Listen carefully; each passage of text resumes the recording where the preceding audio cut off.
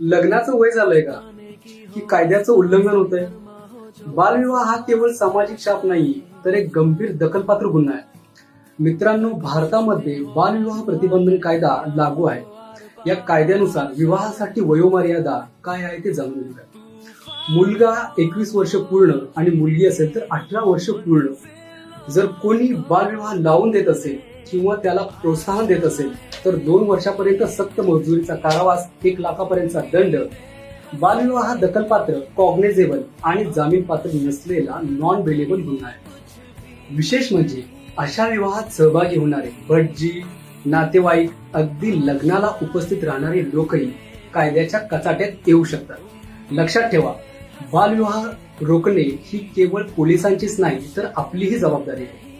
जर तुम्हाला कुठे असा प्रकार दिसला तर तात्काळ चाइल्ड हेल्पलाईन 1098 वर संपर्क साधा.